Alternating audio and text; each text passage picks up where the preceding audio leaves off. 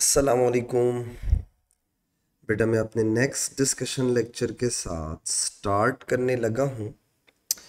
आज मैं आपसे जो पेपर डिस्कस कर रहा हूँ बेटा वो है मई जून 2023 और उसका वेरिएंट 42 डिस्कस करूँगा बेटा आपके साथ। A2 level. स्टार्ट करते हैं बेटा क्वेश्चन नंबर 1 से। कहता है group 2 carbonate decompose when heated. ठीक है। फॉर्म मेटल ऑक्साइड, यस सही बोल रहा है, एंड कार्बन डाइऑक्साइड, ठीक कह रहा है। जब आप ग्रुप 2 के कार्बोनेट्स को डिकम्पोज करते हैं, हीट करते हैं, तो वो उसी मेटल का ऑक्साइड और साथ में कार्बन डाइऑक्साइड प्रोड्यूस करते हैं। इस प्रोसेस को बोलते हैं थर्मल डिकम्पोजिशन। और down the group 2 thermal decomposition increase होती है, मतलब they becomes more stable, you have to give more and more energy. क्यों? क्योंकि कैटायोनिक रेडियस बढ़ता है, चार्ज डेंसिटी कम होती है, पोलराइजिंग पावर कम होती जाती है। ये सब हमने एएस में भी पढ़ा, A2 में वापस से भी रिवाइज किया बेटा हम लोगों ने। Suggest mechanism for decomposition of carbonate ion, सही है, बाय एडिंग टू करली एरोज शोज करली एरोज इन फिगर 1.1। ठीक है। अब देखिए बेटा, आपने इस ये कार्बोनेट आयन है, याद रखिएगा, ठीक है। ये CO3 नेगेटिव को रिप्रेजेंट करने का तरीका है। यूँ समझ लो उसने कार्बोनेट आयन को डिस्प्लेड स्ट्रक्चर में शो किया हुआ है। अब आपने इसमें दो करली एरोज बनाने हैं बस। तो कार्बन डाइऑक्साइड के लिए ऑक्साइड का रिमूव होना ज़रूरी है। अगर ये ऑक्सीजन अपना लोन पेयर यहाँ यूज़ कर ले to make double bond here, तो कार्बन 5 बॉन्ड नहीं बना सकता। कार्बन अपना इलेक्ट्रॉन इस O- को दे दे, तो बेटा O- के पास अगर एक एक्स्ट्रा इलेक्ट्रॉन कार्बन का भी आ जाए तो ये क्या बन जाएगा? ऑक्साइड। और ये रिमेनिंग पार्ट क्या बन जाएगा? Carbon dioxide. तो उसने कहा दो एरोज बनाओ, बना दिए। Describe the variation in thermal stability. Variation in thermal stability of group 2 carbonates. Explain your answer. 3 point होते हैं बेटा। Top to bottom cationic radius increase होता है, ठीक है। डेंसिटी, चार्ज डेंसिटी डिक्रीज होती है, और पोलराइजिंग पावर डिक्रीज होती है, थर्मल स्टेबिलिटी इंक्रीज होती है। ये सब कुछ लिखना है। आई थिंक ये इतना रिपीटेड सवाल है कि मुझे यकीन है इसमें आपको कोई प्रॉब्लम नहीं होती होगी अब, ठीक है। ये कहता है आपसे, मैं देखूं, down the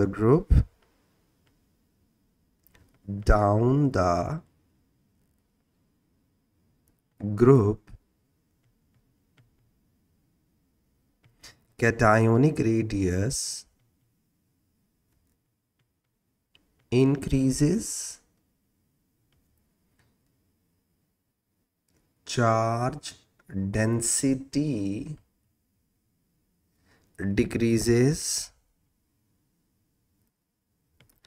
polarizing power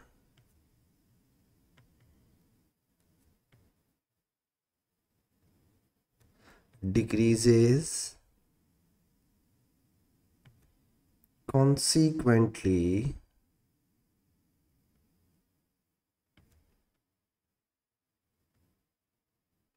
thermal stability of group 2 carbonate increases बेटा, ठीक है। तो कैटायोनिक रेडियस बढ़ता रहता है, चार्ज डेंसिटी कम होती रहती है, पोलराइजिंग पावर कम होती रहती है, थर्मल स्टेबिलिटी इंक्रीज होती रहती है। पोलराइजिंग पावर का मतलब होता है ability to distort ionic lattice. आगे देखें बेटा क्या बोलता है, define the lattice energy. 2 marks का है बेटा, तो इसका मतलब स्टैंडर्ड कंडीशन लिखना ज़रूरी होंगी। तो सिंपल डेफिनेशन है, ये भी कोई रॉकेट साइंस नहीं है। Enthalpy change when 1 mole of ionic compound is formed. Enthalpy change when 1 mole of ionic compound is formed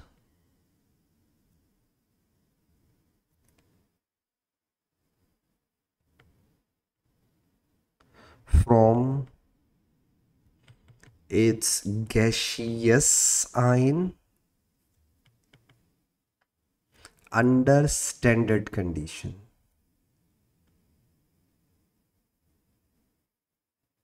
Standard conditions, ठीक है। इसका पार्ट 2 देखिएगा, the lattice energy of group 2, ठीक है, carbonate becomes less exothermic down the group. बिल्कुल हमें पता है लेस एक्सोथर्मिक क्यों होगी, क्योंकि कैटायोनिक रेडियस बढ़ रहा है, तो आपस की जो जो इलेक्ट्रोस्टैटिक फोर्स है वो वीक होती जाएगी, तो कम एनर्जी रिलीज होगी, उसको लेस एक्सोथर्मिक कह रहा है। फिर कह रहा है the lattice energy of group 2 oxide also become less exothermic. Same क्यों, क्योंकि बेटा चाहे कार्बोनेट हो ग्रुप 2 का, चाहे ऑक्साइड हो, ऊपर से नीचे आते हुए कैटायोनिक रेडियस तो बढ़ रहा है down the group. Enthalpy change of lattice और enthalpy change of lattice of MO, यानी मेटल कार्बोनेट और metal oxide, change by different amount going down the group. पहले तो यहां तक बात को समझ लें, ऊपर से नीचे आते हुए enthalpy change of lattice of group 2, ठीक है, कार्बोनेट्स लेस एक्सोथर्मिक होती है। Enthalpy change of lattice of group 2 oxide भी लेस एक्सोथर्मिक होती है, लेकिन दोनों की अमाउंट डिफरेंट होती है, जो रिलीज्ड अमाउंट होती है वो डिफरेंट होती है, होनी चाहिए। क्यों? क्योंकि बेटा कार्बोनेट का रेडियस बड़ा, ये देखो ऊपर दिया हुआ है ना उसने, ये रहा कार्बोनेट और ये रहा ऑक्साइड। अब जरा गौर से देखो, कार्बोनेट का रेडियस बड़ा है, ऑक्साइड का रेडियस छोटा है, ठीक है, तो डेफिनेटली दोनों लेस एक्सोथर्मिक होंगे because of the cationic radius, but anionic radius different आ रहे हैं। अब देखिए आगे क्या बोलता है, suggest how standard enthalpy change of decomposition reaction of group 2 carbonates changes down the group, they becomes more positive. आपको ज्यादा एनर्जी देनी पड़ेगी तोड़ने के लिए, एक बात हो गई। दूसरी बात क्या बोलता है, explain your reasoning in terms of relative sizes anions relative change in lattice energy down the group। यानी आपने लैटिस एनर्जी और जो एनाइन के रेडियस हैं उनकी भी बात करनी है डाउन द ग्रुप, और लैटिस और कार्बोनेट्स दोनों की बात करनी है। तो मैं इसको डिवाइड कर देता हूँ पॉइंट्स के अंदर, तो ज़्यादा आराम से समझ में आ जाएगा। जैसे एक्चुअली इसके 2 क्वेश्चन है, ठीक है, इस क्वेश्चन में 2 तरह के सवाल पूछ रहा, तो पहले लैटिस एनर्जी वाली बात करवा देता हूं। देखो इंथैल्पी चेंज ऑफ लैटिस, पहली बात,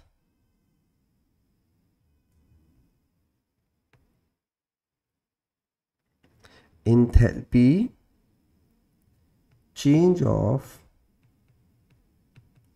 lattice becomes more positive down the group 2 carbonates. ये तो हो गई एक बात। अब अगर आप में से कोई बच्चा ये बोल रहा है सर कि आप मेटल ऑक्साइड के बारे में क्यों नहीं कह रहे, तो मेटल ऑक्साइड डिकम्पोज नहीं होते, मेटल ऑक्साइड मेल्ट होते हैं, ठीक है, कार्बोनेट डिकम्पोज होते हैं, तो इसलिए मैंने यहाँ पे कार्बोनेट्स लिखा है। एक बात हो गया। दूसरी बात देखिएगा, इसी को मैं आगे लेके चल जाता हूँ लैटिस के जरिए से। Enthalpy change of lattice of metal carbonate and enthalpy change of lattice of metal oxide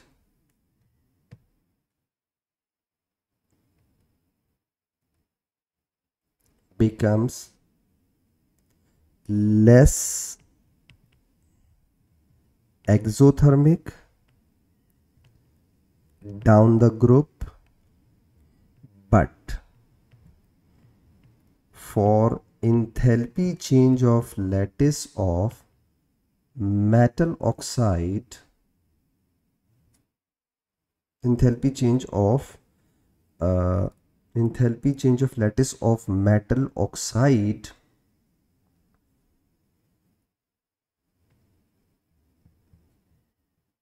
becomes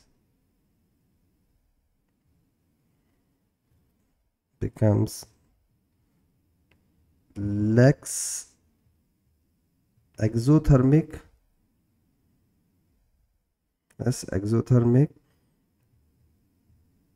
lesser than enthalpy change of lattice of metal carbonate due to large anion radius, बेटा large anion radius। तो आपके जो metal carbonate हैं उनमें carbonate का radius बड़ा है, तो ऊपर से नीचे आते हुए दोनों लेस एक्सोथर्मिक होंगे, बिल्कुल होंगे, लेकिन अगर आप देखा जाए तो ज़्यादा लेस एक्सोथर्मिक जो है वो मेटल कार्बोनेट का होगा, ठीक है, और मोर एक्सोथर्मिक या मोर नेगेटिव मेटल ऑक्साइड का होगा। क्यों? क्योंकि ऑक्साइड का रेडियस छोटा है और कार्बोनेट का रेडियस बड़ा है। तो रेडियस जितना छोटा होगा उतनी फोर्स ऑफ अट्रैक्शन स्ट्रॉन्गर होगी। तो फोर्स ऑफ अट्रैक्शन अगर स्ट्रॉन्गर होगी तो जो एनर्जी रिलीज होगी वो ज़्यादा होगी। इसका मतलब ये हो गया कि कार्बोनेट के केस के अंदर आप कह सकते हैं, अगर मैं एंथैल्पी चेंज ऑफ कार्बोनेट की लैटिस और enthalpy change of metal oxide की लैटिस को कंपेयर करूं, इन दोनों में से ज़्यादा एक्सोथर्मिक कौन होगा? ऑक्साइड, ज़्यादा रिलीज। क्यों? इसलिए कि ऑक्साइड का रेडियस छोटा है और कार्बोनेट का रेडियस बड़ा है। तो मैं कह सकता हूं कि कार्बोनेट वाला केस, इसको उल्टा कर दो, कार्बोनेट वाला केस इज लेस एक्सोथर्मिक और मेटल ऑक्साइड वाला case is more exothermic, more negative, radius छोटा होने की वजह से। यही बात बोली इसने, ठीक है। तो उसने 2 पॉइंट्स बोले, इसलिए हमने उनको 2 पॉइंट्स के अंदर आंसर दिया है, ठीक है। पार्ट सी पे आते हैं बेटा। Potassium sulphide is used as food additives, ठीक है। The concentration of sulfite ion can be determined by titration using aqueous acidified manganate 7 ion, ठीक है। आगे देखिए, a 250 centimeter cube solution contains 3.4 gram of impure potassium sulfite, ठीक है। याद रखिएगा, पोटेशियम सल्फाइड के जो भी मोल्स होंगे वो बेसिकली सल्फाइड के मोल्स भी होंगे। क्यों? क्योंकि जब आपने इसको पानी में डाला होगा तो ये 2 पोटेशियम और 1 सल्फाइड आयन देगा बेटा। तो आप चेक करें, जो रेशो इसका है वो रेशो इसका भी, ठीक है। तो अब जैसे वो कॉन्सेंट्रेशन ऑफ सल्फाइड आयन से पोटेशियम सल्फेट निकाल रहा है, तो घबराने की जरूरत नहीं है। पोटेशियम सल्फाइड और सल्फाइड के अंदर रेशो क्या है? 1:1 का है। 25 centimetre cube of this solution requires 22.4 centimeter cube of 0.02 mole per dm cube acidify manganate ion, ठीक है। Reach at end point, all the sulfide ions are oxidized, none of the other species impure K2CO, सही है।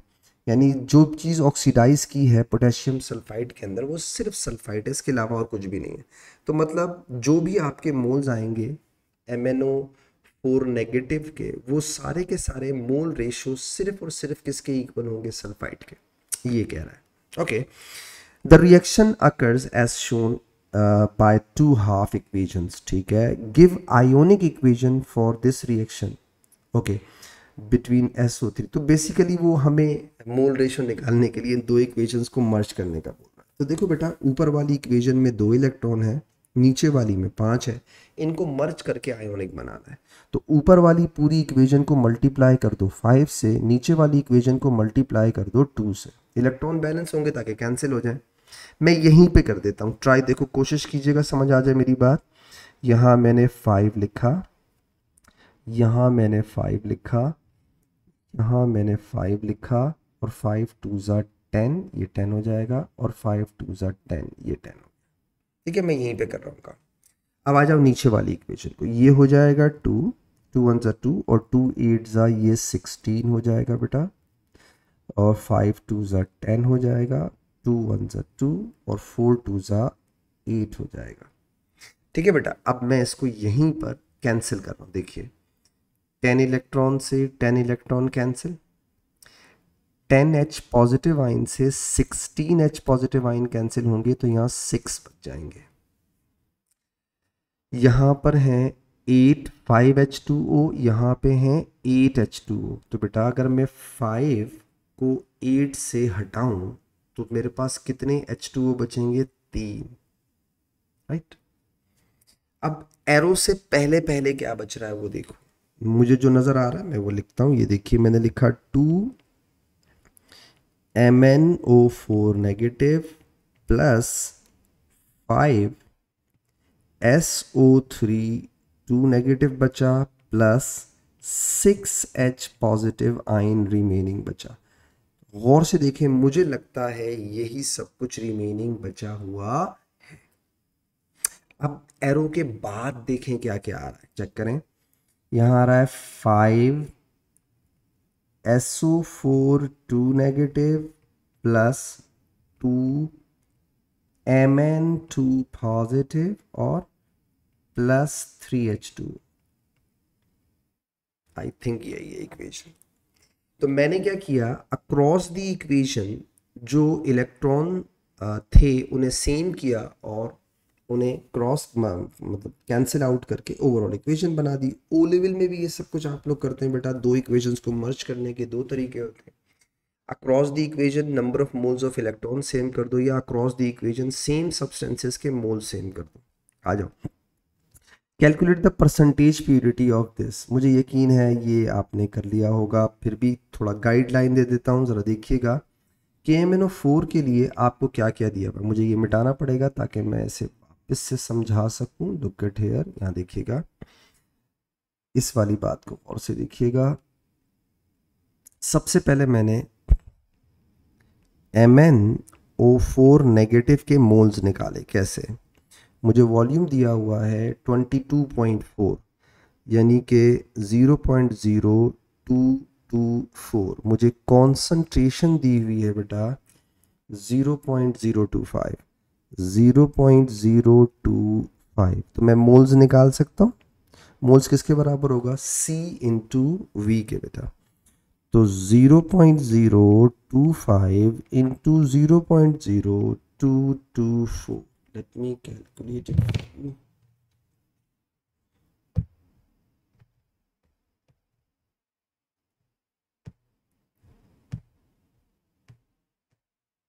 ये आ गया 5555 moles of MnO4 आ गए बेटा मेरे पास 5.6 into 10⁻⁻⁴। ये आ गए मोल्स। किसके आ गए? MnO4 के बेटा आ गए। अब मुझे बताएं बेटा, MnO4 और सल्फाइट में रेशो क्या है? 2:5 का। ये 2 है और ये 5 है। ठीक है, सल्फाइड 5 है। सल्फाइड के मोल्स कैसे निकालूं? इधर x रखो, इधर 5.6 इंटू 10⁻⁻⁴ करो, क्रॉस मल्टीप्लाई करो, आपके पास मोल्स ऑफ सल्फाइड आ जाएंगे। तो अगर मैं इसे मल्टीप्लाई कर दूं 5 से और मैं इसे डिवाइड कर दूं बेटा 2 से, तो ये मेरे पास आ रहा है 1.4 10⁻⁻3। 1.4 इंटू 10⁻⁻3। ये मोल्स किसके आ गए मेरे पास? सल्फाइड के आ गए। SO3 2 नेगेटिव के आ गए। अब आगे देखिएगा, ये सल्फाइड के मोल्स कितने सेंटीमीटर क्यूब में आ गए? 25 के अंदर। ठीक है, ये आ गए इन 25 सेंटीमीटर के। आगे देखिए, उसने कहा है कि आपने जो सॉल्यूशन बनाया था वो 250 सेंटीमीटर क्यूब के अंदर बनाया था और उसमें से सिर्फ 25 सेंटीमीटर क्यूब को टाइट्रेट किया था। ठीक है। तो जो 250 सेंटीमीटर क्यूब के अंदर आपने 3.4 ग्राम इम्प्योर सल्फाइड डाला है, सही है, वो उस 250 में से आपने 25 को लेके क्या किया है, टाइट्रेट किया। तो पहले तो 250 में मोल्स निकालते हैं, कैसे, ओ लेवल्स, ये लें 25 सेंटीमीटर क्यूब में मोल्स हैं 1.4 इंटू 10⁻⁻³ बेटा 250 सेंटीमीटर क्यूब में मोल्स होंगे x, क्रॉस मल्टीप्लाई करो, आंसर ये आ गए 0.014, ये आ गए 0.014 मोल्स इन 250 सेंटीमीटर क्यूब। अब आप सोचें, आपने जो 3.4 ग्राम इम्प्योर पोटेशियम सल्फाइड डाला था, उसके अंदर पोटेशियम सल्फाइड के मोल्स कितने थे, 0.014। अगर मुझे पोटेशियम सल्फाइड का मास पता चल जाए तो मैं परसेंटेज निकाल सकता हूँ, है ना।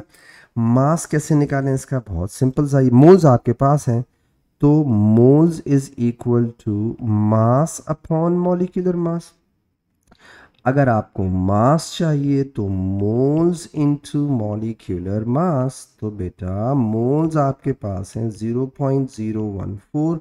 और बेटा अलग से बता दूं आपको, पोटेशियम आप खुद निकाल के देख लीजिएगा, K2SO3 पोटेशियम सल्फाइड का मास होता है 158.3, ये इसका मॉलिक्यूलर मास, करके देख लीजिएगा, ठीक है।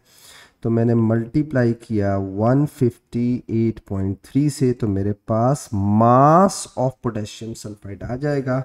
मेरे पास जो मोल्स हैं मैं उसे मल्टीप्लाई करूं बेटा, मल्टीप्लाई बाय 158.3, ये आ गया बेटा 2.2162, 2.2162 आ गया मास। हो गया पूरा काम।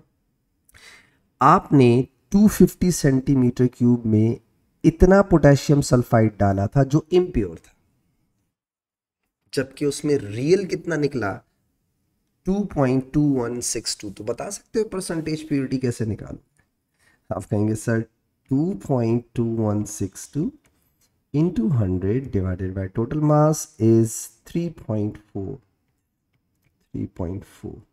तो जो कुछ मेरे पास कैलकुलेटर में लिखा हुआ है मैंने उसे मल्टीप्लाई किया 100 से, मैं उससे डिवाइड कर दूं 3 से, राउंड ऑफ कर दूं उसको 65.18 और 60.5.2 कर लूँ, या चलो मैं इसको 18 कर देता हूँ, आप अपनी मर्जी से राउंड ऑफ कर देंगे। आ गया। तो हमने किया क्या, बात समराइज कर देता हूँ।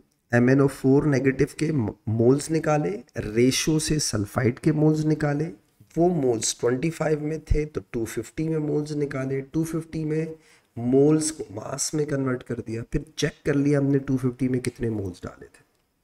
लास्ट देखिएगा बेटा, potassium disulphide is another food additive, the disulphide ion, ठीक है, S2O5 2- has the displayed formula this, ठीक है, deduce the geometry या शेप अराउंड दिस, यानी इसके अराउंड शेप पूछ रहा है, ये वाला शेप पूछ रहा है। तो बेटा सल्फर ग्रुप 6 का है, ठीक है, ग्रुप 6 ने कितने बॉन्ड्स बना लिए, 6, कोई लोन पेयर बचा नहीं। अच्छा, पाई बॉन्ड्स वेस्पर में कंसीडर नहीं होते, तो 4 बॉन्ड्स हो गए, 2 पाई बॉन्ड को छोड़ दो, तो 4 बॉन्ड्स विद 0 लोन पेयर का मतलब हो गया 109, यानी टेट्राहीड्रल, इसकी शेप होनी चाहिए टेट्राहीड्रल।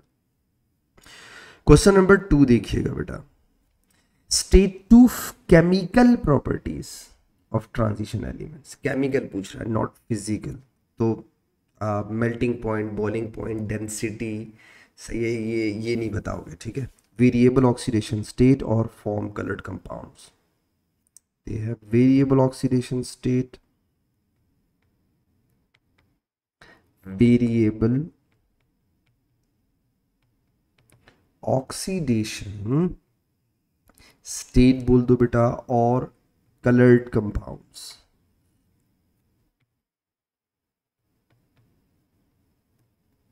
हो गई दो chemical properties. Aqueous solution of cobalt salt contain a complex ion this. देखो मैंने अब ये बार बार आपको बोलता हूँ, ये इसको आप सिर्फ यूं भी लिख सकते हैं, एक्वस CO2 पॉजिटिव, और ये आपको तंग करता है इसलिए आपको ये पता होना चाहिए। लेक्चर्स में भी मैंने बार बार बोला है, ठीक है, ख्याल रखिएगा। अब देखो इसने यहाँ लिखा हुआ है ना एक्वस सॉल्यूशन, यानी कि कोबाल्ट एक्वस 2+ आयन है, ठीक है। अब define the complex ion, simple definition पूछ रहा है बेटा, तो अ मॉलिक्यूल और ion, a molecule or ion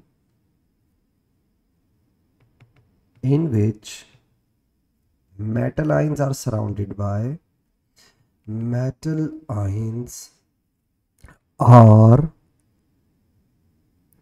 surrounded by ligands with dative bonds, with dative bonds। आगे देखिए, कोबाल्ट, सैंपल ऑफ कोबाल्ट। देखो बेटा दो मेटल्स के कॉम्प्लेक्सेस तो हमने अपनी क्लास लेक्चर में बड़े डिटेल से डिस्कस किए, एक कोबाल्ट का और एक कॉपर का। तो मुझे यकीन है कोबाल्ट और कॉपर वाले क्वेश्चन तो आपको याद ही होंगे, ठीक है, ये कोबाल्ट से रिलेटेड है। Sample of complex of cobalt are reacted separately with an excess of aqueous ammonia, ठीक है, with excess and with excess concentrated HCl, concentrated HCl और एक्वस अमोनिया के साथ, HCl and with excess of aqueous sodium hydroxide, ठीक है। एक आपको reaction scheme दी हुई है, मुझे यकीन है ये सब आपको आपकी क्लास के लेक्चर्स के अंदर पढ़ाया गया है, तो आप आराम से कर लेंगे। देखें फॉर एग्जांपल, सोडियम हाइड्रोक्साइड डालोगे बेटा तो ये जो C बनेगा ये होगा कोबाल्ट हाइड्रोक्साइड, बस प्रेसिपिटेशन रिएक्शन। और अगर आप एक्सेस अमोनिया में डालोगे तो कोबाल्ट का कॉम्प्लेक्स बनेगा CO NH3 6 टाइम 2 पॉजिटिव, ये हो गया। कॉन्सनट्रेटेड HCl डाइल्यूट के साथ क्यों नहीं रिएक्ट करेगा, क्योंकि Cl is weaker ligand than H2O, तो Cl H2O को तो डिस्प्लेस नहीं कर सकता। तो अगर आपको किसी वीकर लीगेंड से किसी स्ट्रॉन्गर लीगेंड को डिस्प्लेस करना हो तो कॉन्सेंट्रेशन बढ़ाते हैं। तो Cl कॉन्सेंट्रेटेड एसिड से लोगे तो H2O को डिस्प्लेस कर देगा और ये बना लेगा COCl, ठीक है, सेम वही जैसे कॉपर का था, +2 -4 हो जाएगा -2, दैट्स इट। ये कलर होता है, ये ब्राउन सॉल्यूशन होगा बेटा, ब्राउन सॉल्यूशन याद होगा आपको। और अगर आप इसको थोड़ी देर के लिए छोड़ देते हैं तो ये मज़ीद डार्क ब्राउन और ज़्यादा डीप ब्राउन हो जाएगा। क्यों? क्योंकि कोबाल्ट 2+ से किस में ऑक्सीडाइज हो जाता है, एयर में 3+ में। पूछा ही नहीं उसने, छोड़ दो। ये ब्लू PPT होते हैं और ये ब्लू सॉल्यूशन होता है बेटा। ये सब हमें अपनी क्लास लेक्चर्स के अंदर मिल जाएंगे, ये सब टोटल। तो आई होप ये आपको आता होगा बेटा। Complete the table 2.1 about the reactions of this a. है क्या? रिएजेंट एडिड और formula of the cobalt species और कलर्ड पूछा है और टाइप ऑफ रिएक्शन पूछा है। तो ए है अमोनिया के साथ, अमोनिया के साथ बनाएगा CO NH3 6 टाइम्स 2 पॉजिटिव, और इसका कलर आप क्या लिखेंगे, ये ब्राउन सॉल्यूशन है बेटा। आगे आओ, बी CO Cl 4 2 माइनस, और बेटा ये ब्लू सॉल्यूशन होगा। CO OH टेकन ट्वाइस, आप कॉम्प्लेक्स फॉर्म में भी लिख सकते हैं, मत लिखा करो, ऐसे ही लिखो, ये सही है। और ये होगा ब्लू PPT बेटा, ठीक है, blue PPT। Type of reaction, ये लिगेंड एक्सचेंज है, ठीक है, ये लिगेंड एक्सचेंज है,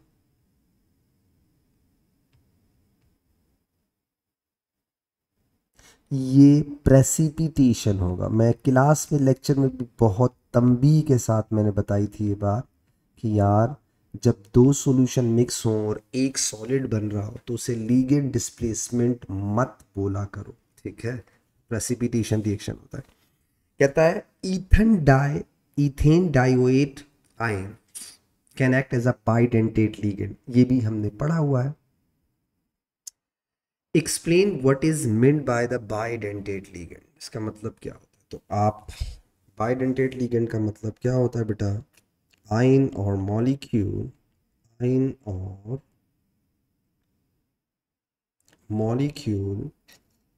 which can donate two pair of electrons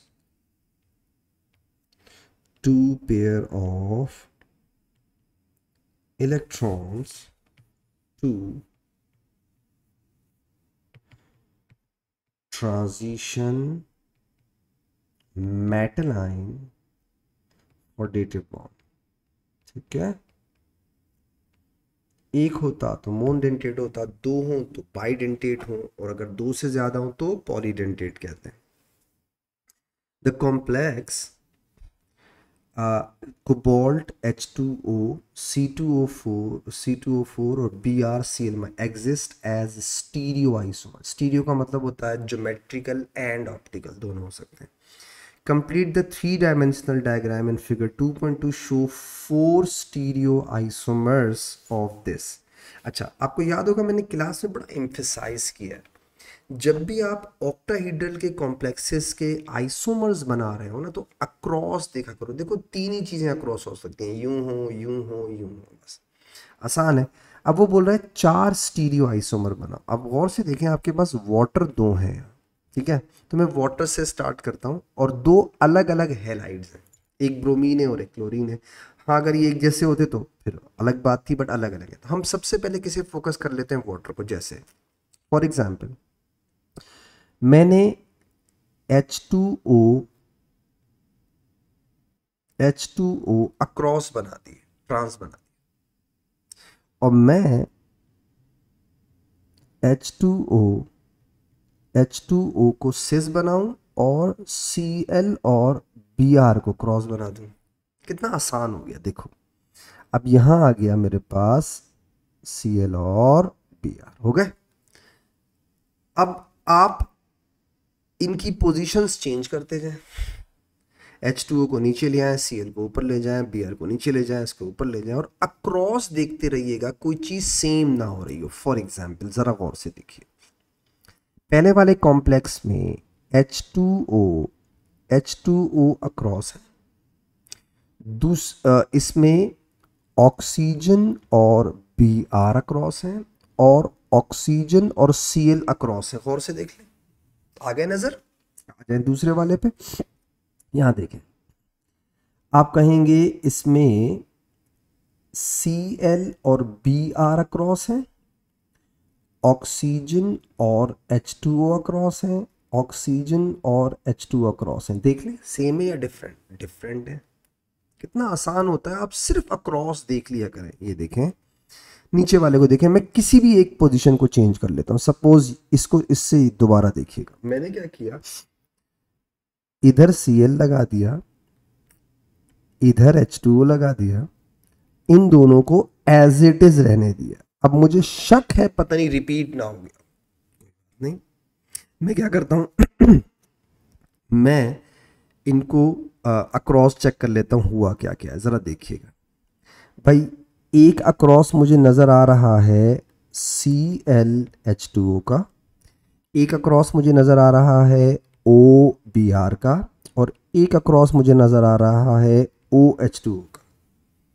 check करें, सब डिफरेंट है, कुछ भी चेंज कर दें आगे आ जाए। अच्छा, जैसे फॉर एग्जांपल मैंने क्या किया, मैंने यहाँ लिखा H2O, ठीक है, और मैंने इधर कर दिया Br, और इधर कर दिया मैंने Cl, और इधर मैंने कर दिया H2O। पहले चेक करता हूँ अक्रॉस कोई चीज़ सेम तो नहीं हो रही है। देखिए यहाँ पे है Cl और H2O अक्रॉस O और Br, O और Cl,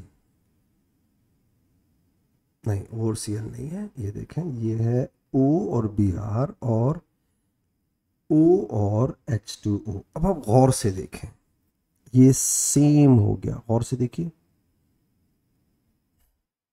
ClH2O, OBr, OH2, repeat हो गया। दोबारा बना लेते हैं, ये लो अक्रॉस चेक कर लो, बस सुकून हो जाएगा। अब देखें, दोबारा देखते हैं, मैंने क्या किया, मैंने इस Cl को चेंज कर दिया, यहाँ लगा दिया Br और यहाँ लगा दिया मैंने Cl। बेटा चेक कर लें क्या बनता है, जरा देखिएगा, ये हो जाएगा BrH2O, हो गया BrH2O। उसके बाद क्या है, O के साथ Cl और O के साथ H2O। चेक करें इन चारों में से कहीं पे भी ये कोई रिपीटेड है, गौर से देखें। BrH2O कहीं नजर आ रहा है आपको? BrH2O कहीं है ही नहीं इसका मतलब है चार हो गए। अब अगर आप तुम में से कोई बच्चा सोचता है सर अगर हम इसके और मजीद बना लें, बना सकते हैं, कोई इशू नहीं, बस अक्रॉस चेक करते रहिएगा ताकि रिपीट ना हो जाए। That's it. ऑक्टाइड्रल के अंदर सबसे अच्छी चीज ये होती है, आसान होती है, आप जल्दी से कर लेते हैं। State the oxidation state of cobalt in this complex.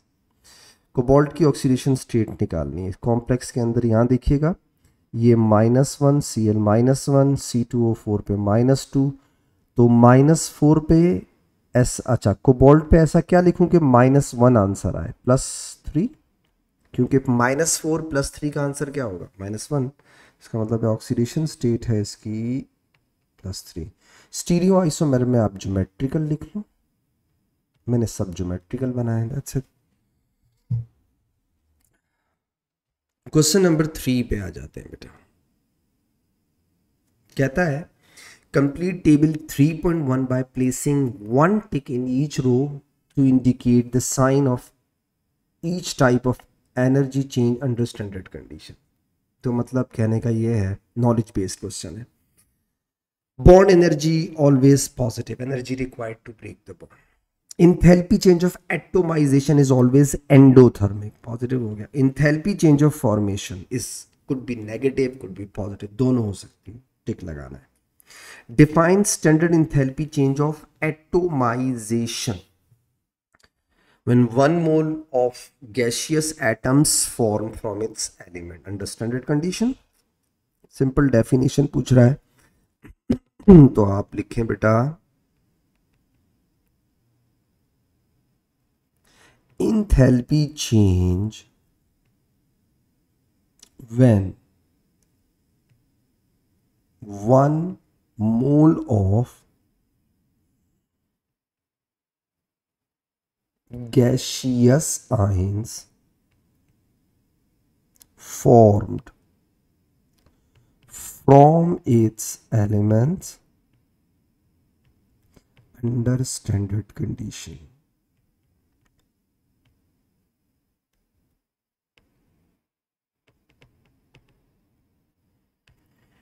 आगे देखिएगा, table 3.2 shows some energy changes. Okay, काफी कुछ दिया हुआ इसने आगे देखें क्या बोलते हैं। Calculate the lattice energy of Ag2O solid using relevant data from table 3.2। It may helpful label energy cycle show your working. मुझे यकीन है आपने किया होगा, बॉन्ड हैबर्ट साइकिल बनाया शुक्र। तो अब सिर्फ ये देख लें, सिल्वर ऑक्साइड सॉलिड की फॉर्मेशन एक्सो है या एंडो। देखो एक्सो नीचे की तरफ, एंडो ऊपर की तरफ, ठीक है। फॉर्मेशन एक्सोथर्मिक है तो नीचे आएगी। अब देखिए मैं एक दफ़ा मेरा ख्याल है थोड़ा हिंट दे देता हूँ, आप बाकी खुद भी कर सकते हैं, मैं कर दूंगा वरना नहीं होगा आपसे तो, लेकिन मुझे यकीन है हो जाएगा। देखो सिल्वर सॉलिड हाफ ऑक्सीजन, अगर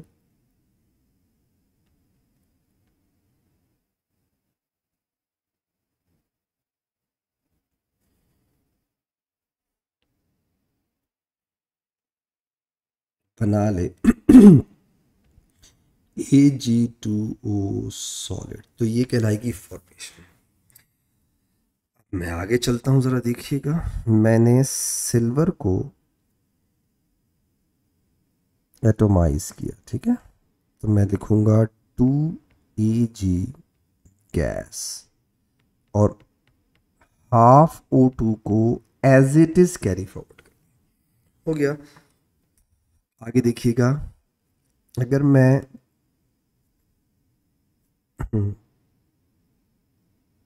इसे लिखूं 2Ag गैस और साथ में O गैस लिखूं, तो इसको मैं इंथैल्पी चेंज ऑफ एटोमाइजेशन भी कह सकता हूं, या फिर मैं इसे बॉन्ड एनर्जी डिवाइड बाय 2 भी कह सकता हूं, क्योंकि डायटोमिक गैस है, ठीक है, याद रखिएगा, क्लास लेक्चर में ये भी बताया है।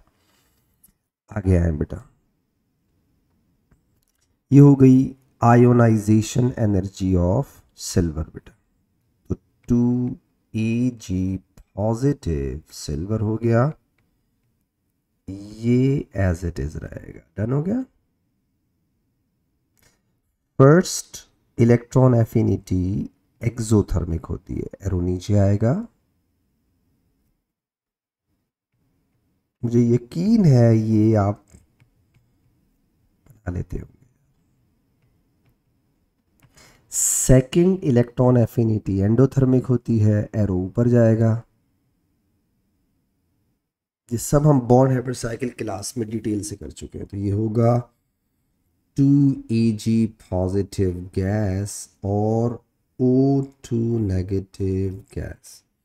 अब बेटा अगर मैं इससे ये बनाऊं तो इसे कहेंगे इंथैल्पी चेंज ऑफ लैटिस, जो हमसे पूछ रहा है। वैल्यूज में आपके साथ लिख देता हूं, ये होगा -31 फॉर्मेशन दी हुई है, ये रही, ठीक है बेटा। आगे आओ, एटोमाइजेशन ऑफ सिल्वर चेक करते हैं क्या दी हुई है, गौर से देखिए, मैं टिक लगाता जाऊंगा ताकि बात समझ में आ जाए। ये रही 285, तो आपने लिखा 285 इंटू 2, क्यों, 2 moles of silver gaseous atom है बेटा। आगे आओ, ये देखो बॉन्ड एनर्जी दी हुई है आपको ऑक्सीजन की, तो एटोमाइजेशन कैसे निकालेंगे, डिवाइड बाय 2 करके, तो 2496 डिवाइड बाय 2 हो जाएगा 496 डिवाइडेड बाय, ठीक है, तो 2 ये हो गया। उसके बाद है आयोनाइजेशन एनर्जी बेटा, किधर है चेक करें। First ionisation energy of silver, ये रहा 731, और से देखिए मैंने लिखा 731 इंटू 2 बेटा, क्यों, 2 सिल्वर आयन है। आगे आओ, first electron affinity of oxygen, ये लिखी हुई है, first electron affinity of oxygen कितनी है बेटा, -141, -141। आ जाए सेकंड इलेक्ट्रॉन एफिनिटी क्या दी हुई है, ये रही बेटा ऑक्सीजन की 798, look at here 798, ओके बेटा, जिंदगी में सुकून। ये हो गया आपका √1,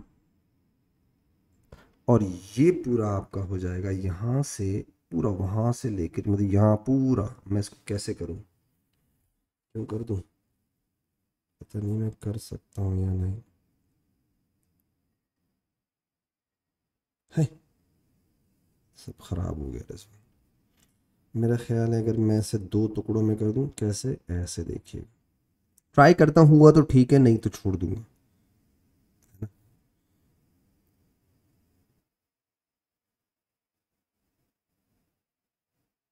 हो गया, कैसा, √1 इज इक्वल टू √2।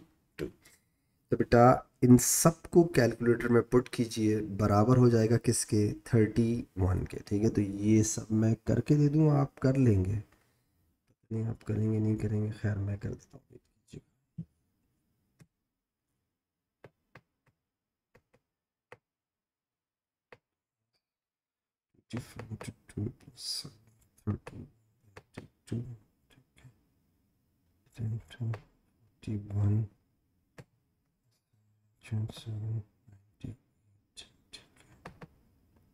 ये आ गया मेरे पास बेटा, मेरे पास आंसर आ रहा है, ये मैं यहाँ लिख दूँ। ये √1 का आ गया मेरे पास 2937 plus enthalpy change of lattice is equal to, और ये -31 हो गया। इसे वहाँ ले जाओ, ये हो जाएगा enthalpy change of lattice is equal to -31 -2937, तो प्लस कर दो इसमें 31, ये आ गया 2968 -2968 should be that. I hope बात समझ में आ गई होगी। तो ये आपने यकीनन खुद से किया होगा। Suggest the trend in magnitude of lattice energy, ठीक है, of silver compound Ag2S, Ag2O और Ag2Se। पहली बात तो याद रखना, ऊपर ऑक्सीजन है, उसके नीचे सल्फर है, उसके नीचे सिलीनियम है, तो ऊपर से नीचे आते हुए रेडियस बढ़ रहा है। अब आप बताओ, अगर रेडियस बढ़ेगा बेटा तो फोर्स ऑफ अट्रैक्शन आइंस की आपस में स्ट्रॉन्ग होगी, वीक होगी? वीक होगी। तो जो एनर्जी रिलीज होगी, लैटिस एनर्जी, वो कम होगी, ज़्यादा होगी? कम होगी।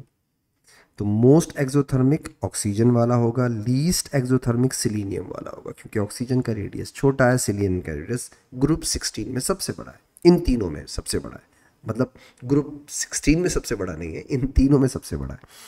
तो मोस्ट एक्सोथर्मिक में मैं लिख रहा हूँ Ag2O, और लीस्ट एक्सोथर्मिक में मैं लिख रहा हूँ Ag2Se, और इसमें मैं लिख दूंगा बेटा Ag2S। बाकी एक्सप्लेनेशन में आप उसका लिखेंगे बेटा, ठीक है, कि radius of anion, radius of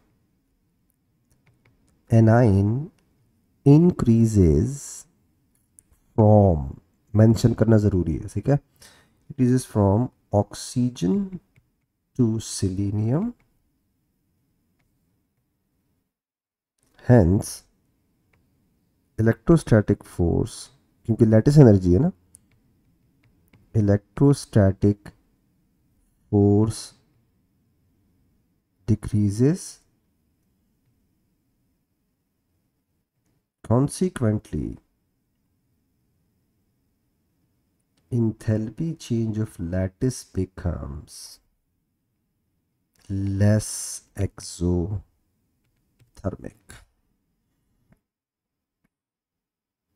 आगे आए बेटा, सिल्वर सल्फाइड, ठीक है, is sparingly soluble in water, ठीक है, गिव द एक्सप्रेशन। सॉल्युबिलिटी का सवाल है तो बहुत ही आसान है, ये लें आप Ag2SO3 को पानी में डालें तो ये देगा 2Ag पॉजिटिव और साथ में SO3 2 नेगेटिव, तो बना लो बेटा Ag पॉजिटिव, कोफिशिएंट को पावर बना दो, साथ में आ जाएगा सल्फाइड। हो गया? आगे देखिएगा, कहता है calculate the equilibrium concentration of silver ion in saturated solution of this, ठीक है, और KSP आपको दिया हुआ है। तो पहले तो एक काम करते हैं, अपनी वर्किंग कर लें पहले ताकि आसान हो जाए। लुक एट हियर, देखो अगर ये 2x है तो ये x होगा, तो बेटा अगर आप KSP की एक्सप्रेशन पहले ड्राइव कर लें, याद है ना सिखाया था, ये हो जाएगा 2x का, यहाँ अगर आप 2x और यहाँ x लिखें तो आप क्या करेंगे, 2x का स्क्वायर और x हो जाएगा, तो बेटा KSP बराबर हो जाएगी 4x³। अब अगर आप x निकाल लें तो वो x किसकी आएगी, सल्फाइड की, सल्फाइड की x आ जाएगी वैल्यू, कॉन्सेंट्रेशन आ जाएगी। वो आपसे किसकी पूछ रहा है, सिल्वर की। तो जो भी x आए उसे मल्टीप्लाई बाय 2 कर देंगे तो आंसर आ जाएगा। पहले मैंने आपको मेथड बता दिया मैं करने क्या जा रहा हूँ। मैंने सॉलिबिलिटी निकाली, x निकल गई। वो x किसकी सॉलिबिलिटी होगी या किसकी कॉन्सेंट्रेशन होगी, सल्फाइड की। वो पूछ किसकी रहा है, सिल्वर की। तो सल्फाइड और सिल्वर में रेशो क्या है, 1:2 का। तो जो मेरे पास कॉन्सेंट्रेशन आएगी मैं उसे मल्टीप्लाई बाय 2 कर दूंगा, मेरे पास सिल्वर की आ जाएगी। तो मैं यही काम करने जा रहा हूँ, आप मेरा साथ दीजिए। x निकाल लें पहले।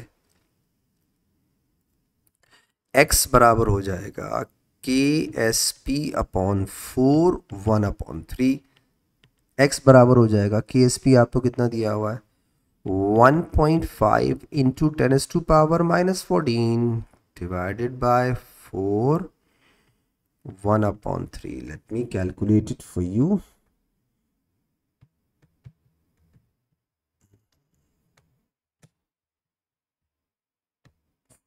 और पावर हो जाएगी 1/3 बेटा। ये आ गया मेरे पास, आंसर आ रहा है x 1 को राउंड ऑफ कर दूं, राउंड ऑफ करके आ रहा है 1.55 इंटू 10⁻⁻5। x आ गया। अब वो आपसे सिल्वर पूछ रहा है तो बेटा मल्टीप्लाई बाय 2 कर रहा हूँ, ठीक है। 1.55 इंटू 10⁻⁻5 मल्टीप्लाई बाय 2 कर दे बेटा। ये आ गया तेरे पास 3.11 इंटू 10⁻⁻5 आ गया। क्या आगे आ जा। The standard enthalpy change of solution of silver nitrate in water is plus 22.6। अब सोचो सॉल्यूशन पॉजिटिव में आ रही है तो इनसॉल्युबल होना चाहिए, हालांकि all nitrates are water soluble. इससे पहले भी मैंने आपको एक बात बताई थी। कभी कभी ये चालाकियां करता है। आप याद रखते हैं enthalpy change of solution negative हो तो सब्सटेंस सॉल्युबल होते हैं, लेकिन कुछ चीज़ें पॉजिटिव हैं फिर भी सॉल्युबल है। क्यों? क्योंकि एंट्रोपी आ जाती है उसके अंदर। सिल्वर नाइट्रेट सॉलिड को पानी में डालोगे तो एक्वस आयन बनेंगे नाइट्रेट के और सिल्वर के, तो एंट्रोपी बढ़ रही है ना। ओके, तो इसलिए रिएक्शन फिजिबल है। आगे क्या बोलता है, suggest how feasibility of dissolving silver nitrate in water changes with temperature. चले पहले थोड़ा बैकग्राउंड समझा दूं। देखो इंथैल्पी चेंज, आपको ये सॉल्यूशन का मतलब इंथैल्पी चेंज दी हुई है। हमें पता है डेल्टा जी बराबर होता है delta H minus T delta S के। अब सोचो डेल्टा एच पॉजिटिव है, ठीक है, पॉजिटिव है। इंट्रोपी बढ़ रही है तो इंट्रोपी भी पॉजिटिव है। अच्छा, रिएक्शन फिजिबल कब होता है, जब डेल्टा जी नेगेटिव हो। तो जरा सोचो delta G is equal to ये पॉजिटिव है माइनस टी, ये भी पॉजिटिव है। सोचो अगर आप टेम्परेचर बढ़ाओगे तो ये रिएक्शन फिजिबल होगा या नहीं होगा, ये रिएक्शन फिजिबल होता जाएगा। क्यों? क्योंकि टेम्परेचर बढ़ाने से ये नेगेटिव पोर्शन बढ़ेगा तो डेल्टा जी ओवरऑल क्या हो जाएगा, नेगेटिव, और रिएक्शन क्या होगा, फिजिबल। वो पूछ रहा है अगर हम टेम्परेचर बढ़ाएं, enthalpy change of solution positive है, अगर हम टेम्परेचर बढ़ाएं तो बताओ चेंज क्या पड़ेगा फिजिबिलिटी पे, तो हम बोलेंगे इंक्रीज हो जाएगी। ठीक है, क्यों होगी, समझ में आ गई बात। Entropy is positive, enthalpy change is positive, hence increase in temperature will make Gibbs free energy negative, consequently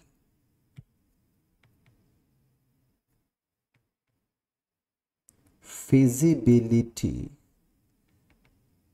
increases with increase in temperature।